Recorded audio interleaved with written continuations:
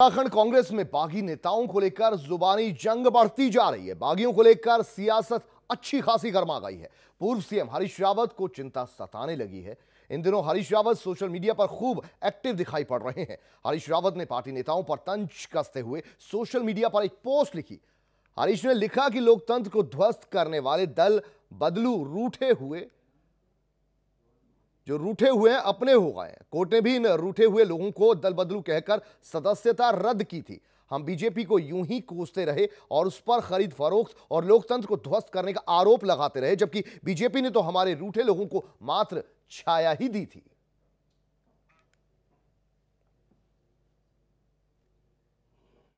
और वो जब कहीं बियावन में भटक रहे थे तो उसी लहर ने उनको भी मुख्य धारा में स्थापित करने का काम किया।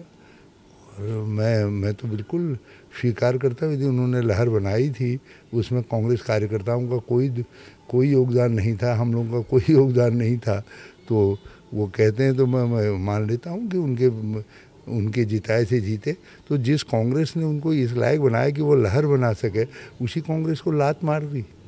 तो ये तो उत्तराखंड का चरित्र नहीं है। देखिए, मैंने शुरुआती दौर में इस बात को कहा है कि राजनीति में कभी दरवाजे बंद नहीं होते हैं। खुले दरवाजे से बहुत लोग जाते हैं और बहुत लोग आते हैं। और देश के लोकतंत्र में ऐसा कोई राजनीतिक दल नहीं है जिस दल में लोग जाते ना हो और आते ना हो। जब ये परिस्थितियां आएंगी तो राष्ट्रीय नेतृत्व तय करेगा और राष्ट्रीय नेतृत्व जो फैसला लेगा निश्चित रूप से सबको मान्य होगा।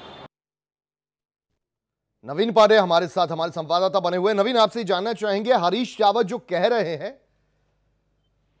उससे सरोकार नजर नहीं आता प्रीतम सिंह का, और वो कुछ सेफ करते हुए नजर आते हैं। दोनों में खटपट है क्या?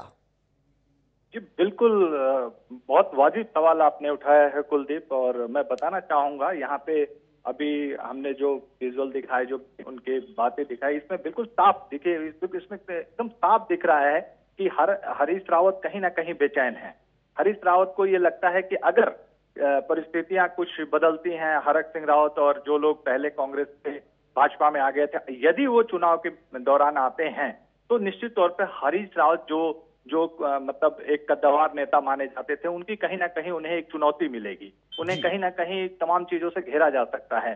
इसको लेकर उनकी बेचैनी है और इसी वजह से वो लगातार पिछले 10 से 15 दिनों से हर एक चीज पे बयान दे रहे हैं, ट्वीट कर रहे हैं, हर एक चीज पे अपनी फेसबुक लाइव कर रहे हैं। मतलब वो अपनी सक्रियता को जबरदस्त बढ़ाना चाहते हैं। दूसरा सवाल आपका ये था कि क्या इनमें खटपट है, तो देखिए ये बिल्कुल साफ है। बयान से ही, दोनों के बयान को हम देखें तो इसमें कहीं ना कहीं बिल्कुल साफ होता है कि प्रीतम सिंह का कहना है, जो कांग्रेस के प्रदेश अध्यक्ष हैं, उनका साफ ये कहना है कि दरवाजे किसी के लिए बंद नहीं होते हैं। और बिल्कुल साफ है, राजनीति में कभी किसी के दरवाजे बंद नहीं होते हैं।